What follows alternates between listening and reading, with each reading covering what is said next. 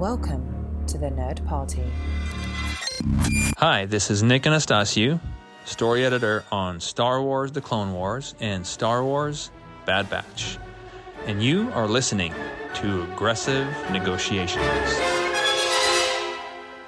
Welcome to the Star Wars podcast that likes to do things a little bit differently, kind of like the Mandalorian, carrying around a baby he doesn't even know what, species it is. We're kind of like that guy. We just like to carry around our love for Star Wars in a little green compartment. Anyway, I'm so excited to be here. That's the weirdest opening of this show we've ever done. I'm one of the hosts here, Matthew Rushing, and to rescue me is the Mandalorian himself, John Mills. Well, this is the way, but more importantly, you may be carrying around your love for Star Wars in a little green knapsack, but I'm carrying around my love for Star Wars in a Jeruus Sabath-sized backpack, and I think that is how I carry around my love of Star Wars, young man, along with my love of doing this show, which if anybody wants to do us a favor, head over to Apple Podcasts, give us a star rating and review, or you can head over to thenerdparty.com/contact and drop us a line, or you can reach out to us on social media at the Jedi Masters, or look for the Nerd Party on Facebook and Instagram. So Star Wars Visions just dropped on Disney Plus, and we've been both kind of making our way through the episodes. Now, neither of us has gotten a chance to watch every single episode yet, so we just want to say that up front. But I've been percolating about the series in and of itself, and just how does it fit with Star Wars in general. Mm-hmm. And so I guess I just kind of want to start there and let's run with it the way we normally like. How do you feel like this type of interpretive work fits with what we know of the rest of Star Wars? Okay. I want to ask you a question first before I answer this, which I think is going to really set the table and give a lot of necessary context for both of our reactions. Before Star Wars Visions came out, were you an anime fan? Now, I wouldn't say like I'm the world's biggest anime fan, but I have seen some, popular animes that have been done, like, say, Ghost in the Shell. I'm familiar with the genre. I've also watched Miyazaki's films. So, and I have a real appreciation for many of those as well. So I can't call myself like a massive fan, but I'm familiar with the genre itself and kind of what, honestly, it's meant to the world, really. I am in the same boat. I'm a casual anime fan, although I will say that I'm an old school casual anime fan because reruns of stuff like Tranzor Z or Speed Racer were on the TV when I was growing up. And the big entry point for me was what Harmony Gold did with Robotech, where they took 3 separate series and they put them all together and told a 3-generation story of the fight for protoculture on Earth. And I've seen Vampire Hunter D, and I'm very familiar with different sorts of anime titles through time. You already mentioned Ghost in the Shell and stuff like that, but it doesn't mean I have a deep knowledge of it. So, all right, so we're both coming into this casual anime fans. My impression, at least as far as I've gotten, and I don't think that this is going to change, and I think this is where I was just when I saw the first trailer. I sort of knew what my reaction was going to be, which was, this is no different than a What If series or art inspired by, where somebody does something cheeky with a Boba Fett painting, or somebody does something interpretive with Princess Leia or something like that, like the Star Wars Galaxy series. It's not something that I need to accept into my life as canon. And it's just people having fun with the concepts of Star Wars and saying, how would this concept work within this context? So where do you find yourself? Yeah, I mean, I remember, seeing the trailer, and I think I immediately thought to myself, what this feels like is interpretations of a theme. Yeah. Like somebody has taken something and then kind of extrapolated through their own like cultural lens and everything, and they're allowed to let their imagination run wild.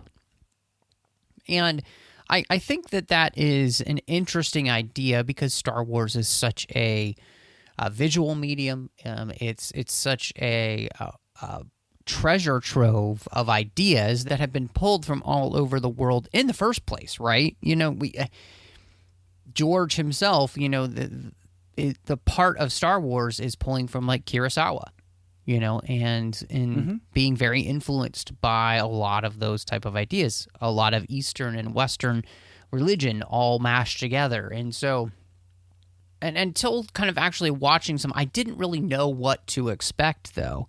And part of that became, and a question that I feel like layers on this is, what is Star Wars? Because I think as I've been kind of trying to turn this around in my head, how this fits with Star Wars, that question really, I feel like has to bring me to answer what is Star Wars first. Does that make any sense? It does. It makes me want to be cheeky and quote that famous Supreme Court ruling where it said, I don't know what it is. I can't define it, but I know it when I see it, sort of thing. And it is an interesting question because I think that something that fascinates me is this pedantic bickering about timelines. Does this fit in a timeline? Does Star Wars have various alternate timelines? And it's like, can't we just have something that is very obviously a group of artists paying tribute to something that they love and just leave it at that? And in terms of quote unquote, what is Star Wars? I think that this is Star Wars in the sense that Star Wars is in and of itself art. Or if you want to be cynical about it, it was, or it can be, right? Depending on your point of view. All right. How much wiggle room can I give myself there to appeal to everybody? But Star Wars, in its initial conception, is art. It's experimentation. It's visual indulgence. It's storytelling. It's really stretching the boundaries of things. So this is Star Wars in the sense that this is in that spirit of it.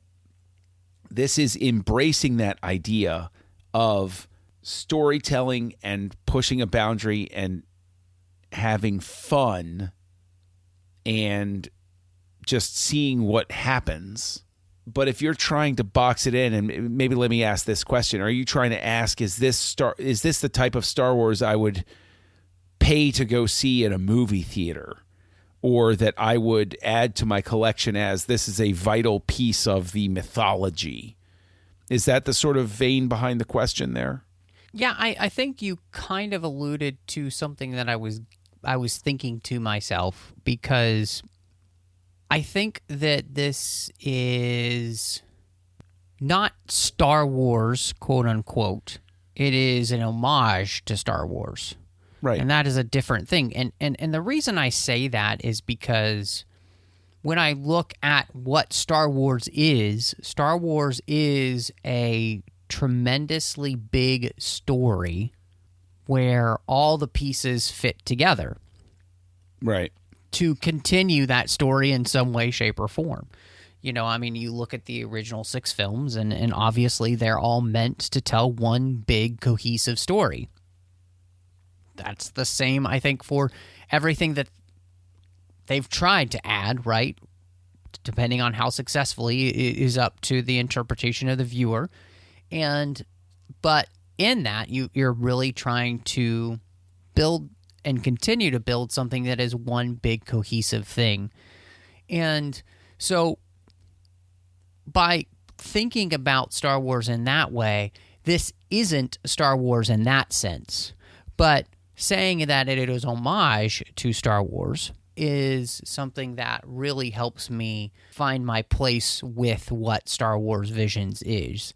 And that I think that works better for me. It's so weird because I did see somebody arguing that Star Wars needs to have multiple timelines. And it's like, no, it doesn't. This doesn't need to be a timeline at all. Sure. This is an homage. And can't we just accept it as that and just move on? Yep. And say, okay, cool, and just judge it on its own merit. That's fine. It doesn't need to be something more than that. And it's very frustrating to me because I knew it was going to go down that road. Anybody who's listened to this show for a while knows that I don't get this animated about stuff that's a matter of personal opinion unless it really hits that specific chord. And it's hitting that specific chord because, again, when you're dealing with art, not dealing with something as a franchise sort of thing, it's okay to have somebody come in and do a crazy art piece that's based on something you both love and say, you know what? Yeah, I dig what you're doing there. That's interesting. That's cool. That's turning it on its head. What if Star Wars was this instead? What if Star Wars had more of this? Okay. Yeah, that's interesting to think about. That's interesting to see. That's interesting to see it because it shows the type of impact it has. And it's artistic in and of itself. Let me ask you this question.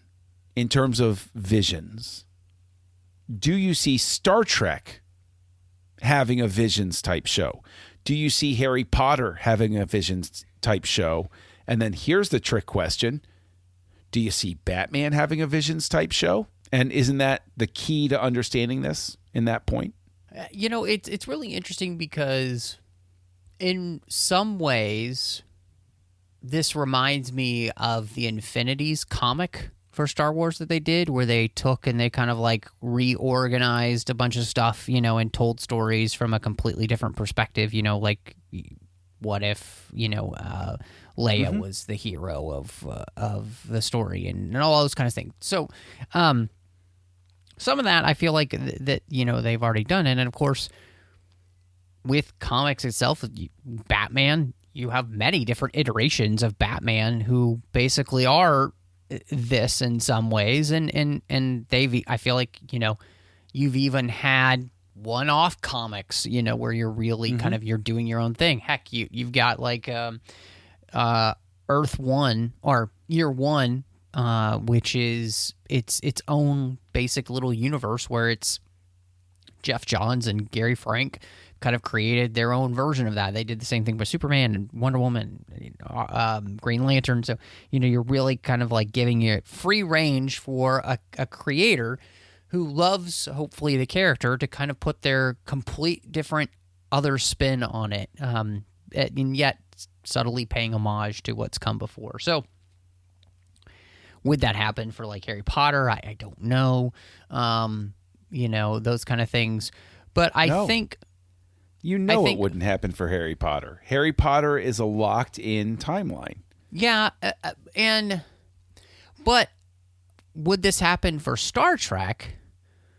I think that they're already kind of doing that with the animated shows that they're doing because they've got that new animated one coming out for Nickelodeon, so that's kind of feels a little bit like this to me. The Prodigy show, I think. They also do Lower Decks, which is, it's not canon, but it's basically a fun homage to 24th century Star Trek, you know, in a lighthearted but very in Star Trek-y way.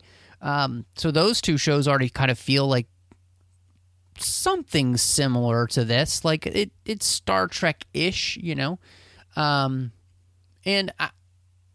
but not quite the same way in the sense that I think one of the things that makes this interesting is that Star Wars is something almost like Shakespeare or mythology, where you can start to tell the story in like a different or modern way, or, you know, you could take things all sorts of ways, and yet at the same time it's still paying homage to what came before. You know, I've seen like 1950s versions of certain Shakespeare plays, you know, because it's the interpretation. It's still the same play. It's still the same words. It's just reinterpreted in a different context, you know? So that's kind of what I see here in some ways. Is this a timeline? Does this need to be a timeline? Is, like that to me is to quote Star Trek Deep Space Nine, that's a stupid question. Like it shouldn't even be a question because right. Obviously that's not what this is meant to be. This is a group of creators. Like you said, they've created something based off of what they love, and they're just pouring their heart out, by creating something to... It's basically their love letter to this thing they love, right? With their imaginations run wild. There's no reins put on them in any way, shape, or form, which makes it's an interesting exercise. Yeah. And so basically, I think we would both agree then by that metric, this is Star Wars because it's art. It has to do with Star Wars, and Star Wars in and of itself is an homage. So it's not timeline Star Wars, but it's still Star Wars, as it were, because because how many times have we talked about the fact that Star Wars is in and of itself, as Lucas presents it and did it, a doorway. It's a film class in and of itself. It's a teaching lesson about all these different film types that you can go and explore on your own. It's the film student writing a thesis paper, basically. And then you go to look at the sources and you're like, oh, okay, yeah, all right. I see everything that's pulling through here. So I think it's very interesting that anime was chosen for this. And then we have Star Wars Visions. I would be interested to see a different season of Visions where they go to, say, animation traditions from Eastern Europe or Africa, or like, let's go to different regions. Let's really play with this. Let's find people who were influenced and impacted by Star Wars in each of these regions and see what their cultural interpretations do when you give them free reign. And you say you don't need to worry about, this doesn't have anything to do with Darth Vader and the Death Star and Obi-Wan Kenobi and the fall of the Jedi Order. This isn't that big mythology that we're telling. This is just you painting a picture and having some fun. And so I'd like to see that. I'd like to see that, Star Wars tours the world sort of thing. Yeah, and I think, one of the things, too, that's really fascinating to me is that, within the extrapolations here are the ones that I think hone in maybe even the most thematically with Star Wars itself, which is really interesting. And so you can kind of see the creators, and you can, in some ways, you can kind of judge the creators of these different episodes by the way in which you feel like, does this evoke the most Star Wars-y feeling from me as I'm watching it? Or does it feel more like a radical interpretation of Star Wars from a certain point of view? And I think that's what makes this really interesting to see which one, and that's where, you're going to have fans talk about, and I think it'll be interesting to hear people talk about, which ones really they gravitate towards more, and why they gravitate towards them more. And I think there will be some ways in which you'll be able to kind of understand why some fans gravitate towards certain ones here more than other fans, and vice versa. And so it's kind of, it almost feels like something that you could use as a Star Wars Rorschach test to kind of see where people are in the end. You know what would have been really interesting? And maybe this is somewhere down the road in the future, but write a single story arc, split it into chapters, and you give each chapter to a different production house or a different artist or something like that. And so they have to tell a singular story, but everybody tells a specific chapter in their own style.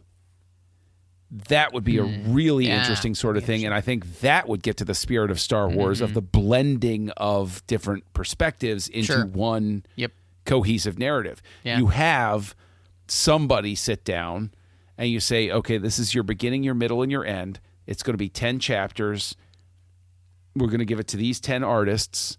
We want each of you to tell these little 10-minute segments of the story and get us from point A to point B. And you can do it however you want to. You can do it wacky. You can do it abstract. You can do it silly. You can do it whatever. But you have to move the story from where it starts when we give it to you to where we need it to end. And I think that would be a really interesting experiment. Yeah, I mean, wasn't that supposed to be basically the sequel trilogy? You know, this interview can get really, really sticky from this point forward. I really do think that what we need to hold on to here is that some really talented artists made some really, really bold choices for this series. And they did some memorable stuff. I'm happy that they made this series because it shows that they're not going to let things get stagnant and they're not going to let themselves get buried under the weight of the larger mythos. And but that only... Okay, go ahead. Sure. No, I'm so sorry to like just jump in there like that because we don't normally do that. But maybe that's where, I remember George in an interview because Dave talked about like, don't take things so seriously. Yeah. And this almost does kind of feel like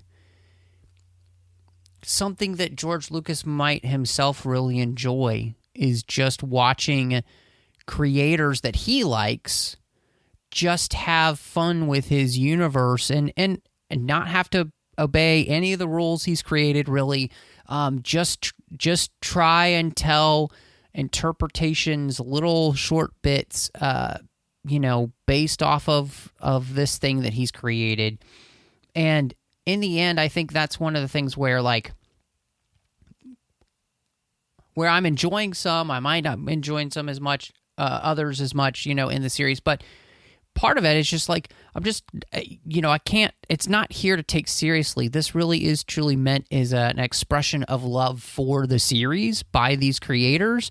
And whether or not I love every episode that much, I know these creators do, or they wouldn't have poured their time, heart, and soul into this. And so just being able to appreciate somebody getting the opportunity to use their artistic abilities to express the way in which they love this thing. I think you rightly pointed out, it's many of the ways where, you get somebody, you have those poster art books that, George Lucas used to have those posters done where people would really go all artsy and strange with some of the characters. Like, the Darth Vader, or the Darth Maul baby one that looked almost like a Buddha, which was really strange, that kind of stuff where Lucas had that sense of wonder about his own universe, and he was letting people just have fun with it, Absolutely. And the thing is, I think this is a really necessary pressure release valve that acts as a nice counterbalance, balance in the Force, a nice counterbalance with regards to, I'm getting the Bad Batch, and I'm loving the Bad Batch, Wrecker for life. And it's fantastic, and I love that it's building into the mythology, and it's an incredible show. But I know that I'm seeing something being built, being created here. Sure. Something like Visions is like a pressure release valve. I'm just having fun with it. And so it's a necessary balance. And so this really winds up feeling like a breather before we go into, say, a Book of Boba Fett, where it's like, I've seen the heavy stuff. I've seen the world building stuff. I've processed it. I've thought through it. I've watched it a couple of times. And then this one is just something that lets me just relax with it. Like, if it's late at night and I'm trying to unwind and it's just been a long day at work and I haven't been able to fall asleep. It's 11:30 at night. It's just been a bear of a day. I'll turn on a 14-minute Visions just to sort of unwind. It's not anything I really need to pay attention to. It's something I could just sort of let flow over me. It's the same reason that I watched a Sea Lab 2021 or Sure. an Aqua Teen Hunger Force. It's brain candy. And I'm not saying that as a dismissive way. It's an important part of self-care, right? Is that letting it go, but being with something you love while letting it go, sort of thing, if that makes sense. Yeah. No, I agree. And I think, it's one of those things where I also, like you said, I think it gives people the opportunity to kind of be able to explore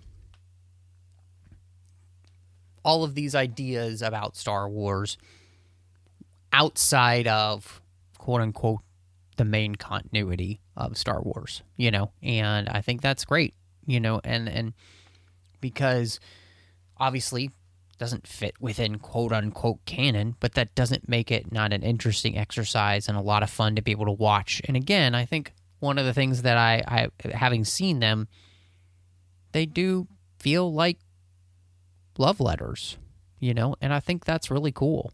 So whether or not I respond specifically to every love letter as well as another is just about personality, and all that kind of stuff. And that's cool, because that's what makes this fun. And so it's just like I don't love every poster that everybody's ever created for Star Wars that's more artsy. Some I respond more to the others for different reasons, but that doesn't make everyone that's been done not an expression of somebody's just joy and passion and all that, which I can appreciate. So I think that's where this comes down to, is this is just creativity on a really ridiculous scale. And it's fun to watch people be able to use their talents and be creative in those type of ways. And just there's a sense of joy to it, which is really fun. And I think we just don't have enough of. And the fact that anybody's really arguing about whether or not there needs to be timelines or this is canon or it's missing the point of this in the first place. Yeah, absolutely. Absolutely. So there you go. This is Star Wars. Visions is Star Wars. And I think we both agree. I think we both agree on that. But something I definitely feel we need to agree on is where people can find you online and out there in the podcast universe. Well, you could find me all over social media. Look for Matt Rushing 02. Just follow me, any of the main platforms, Twitter, whatnot, all over the place. Of course, I am here on the network. I have my other show that I did with Drea Kaufman called Outpost. It's a Harry Potter podcast. We walk through every single chapter of that series, one chapter at a time. And then I'm over on the TFM network. I've got a lot of shows over there. The big one is the 602 Club, which is our general geek show about all of the fandoms we love. John's joined me over there with some smaller shows inside that feed as well. We've got Snyder Cuts, which is great. And then we've got Assembling Avengers, which is coming out. So 2 different sides of things there. It's really fun, so hope you'll check those out. Of course, you can also find me doing Literary Treks and The Orb and coming up Warp 5. Literary Treks is about the books and the comics of Star Trek. The Orb's about Star Trek Deep Space Nine. And Warp 5, we're actually celebrating the 20th anniversary of Star Trek Enterprise by walking through every single episode of that show. So, John, I'm exhausted from all that. Where can people find you? Oh, they can find me exhausted from all of that as well. Over on your social network of choice, you can find me as Kessel Junkie, KESSELJUNKIE. You can also find me right here on the network co-hosting House Lights, a show where we examine the works of directors, whether it's the entire career, by decade, by different metrics that we decide. It's a lot of fun. We have a blast with it. And so those are all of the places you can find me. But one place you can definitely find me is for the salsa dancing lessons here in the Jedi Temple, where I am there every single Tuesday morning. Strangely, nobody shows up. I find that a judgment on my teaching. But Master Rushing, I believe it is time to close these negotiations. 1, 2, 3. Oh, negotiations are closed. Cha-cha-cha.